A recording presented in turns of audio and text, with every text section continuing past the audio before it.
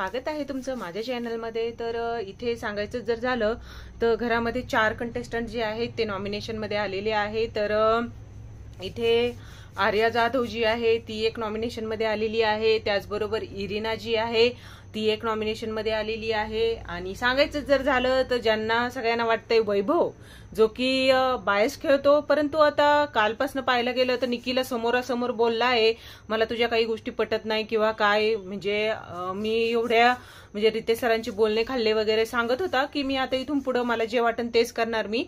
तर इथे सांगायचं जर झालं तर चौथं नाव आहे अभिजित सावंत। हो, अभिजित सावंत हे पण नॉमिनेशन मध्ये आलेले आहेत। तर हे चौघ जे आहेत हे नॉमिनेशन मध्ये आलेले आहेत, आर्या, इरिना, वैभव आणि अभिजित सावंत।